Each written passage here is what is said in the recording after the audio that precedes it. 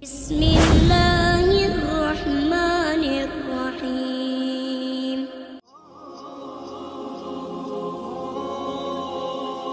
Assalamualaikum warahmatullahi wabarakatuh. Allahumma salli ala Muhammad wa ala ali Muhammad. Sahabat seiman yang dirahmati Allah Subhanahu wa taala, kembali lagi di channel Sang Penerang. Jangan lupa like, subscribe, dan nyalakan lonceng notifikasinya agar sahabat mendapatkan berita terbaru dari channel ini. Imam Syafi'i adalah pendiri mazhab Syafi'i, yakni mazhab fikih dalam Sunni yang sangat banyak pengikutnya. Imam Syafi'i merupakan satu-satunya imam mazhab dari keturunan Quraisy yang nasabnya tersambung kepada Rasulullah SAW melalui Abdul Manaf. Nama lengkap Imam Syafi'i adalah Muhammad bin Idris bin Abbas bin Utsman bin Syafi'i bin Sa'ad bin Ubaid bin Abdul Yajib bin Hashim bin Abdul Muttalib bin Abdul Manaf. Beliau memulai perjalanan menuntut ilmunya dengan belajar membaca, menulis, dan menghafal Al-Quran. Sehingga pada usia 7 tahun, Imam Syafi'i telah menyelesaikan hafalan Al-Quran dengan lancar. Setelah menyelesaikan hafalan Al-Quran, beliau melanjutkan dengan menghafal berbagai macam syair-syair Arab dan kitab Al-Muwatta yang ditulis oleh Imam Malik. Aku menyelesaikan hafalan Al-Quran pada usia 7 tahun dan menyelesaikan hafalan kitab Al-Muwatta pada usia 10 tahun, kata Imam Syafi'i.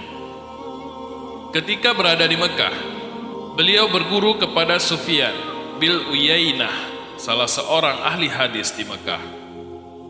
Beliau juga seorang pembesar tabi'in yang wafat pada tahun 1908 Hijriah.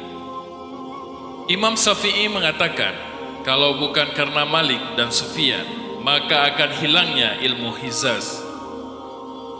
Imam Syafi'i juga berguru kepada Muslim bin Khalid Al-Zanzi, salah seorang ahli fikih di Mekah.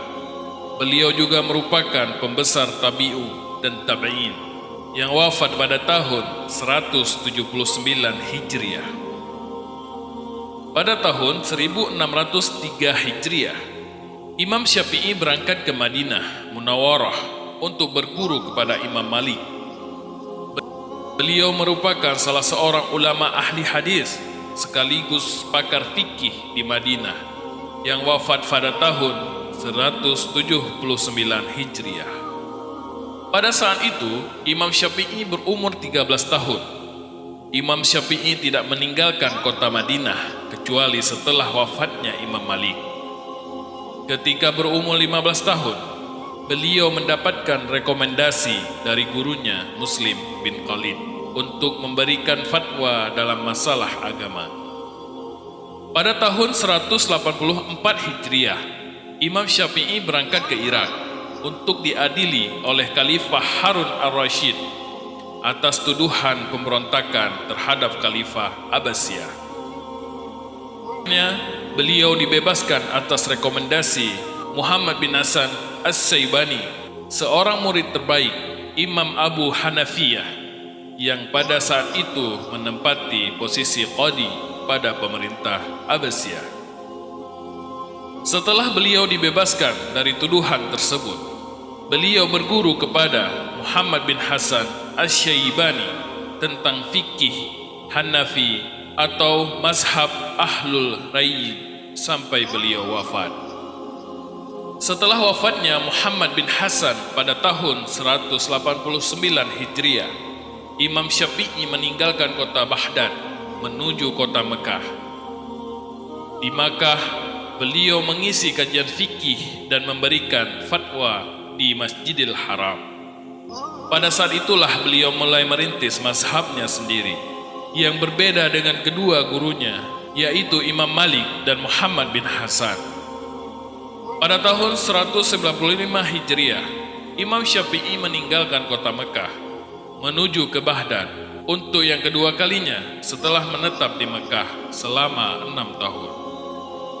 Tujuan beliau kembali lagi ke Baghdad untuk mengembangkan dan menyebarluaskan mazhabnya. Selama berada di Baghdad, beliau berhasil menulis kitab dalam bidang usul fikih yang berjudul Ar-Risalah, dalam bidang fikih yang berjudul Al-Hujjah atau yang lebih dikenal dengan Mazhab Qadim. Murid-murid beliau di Baghdad adalah Imam Ahmad bin Hanbal, Abu Thawr Al-Qalbi, Abu Ali Al-Qaribisi, dan Hasan Al-Za'farani.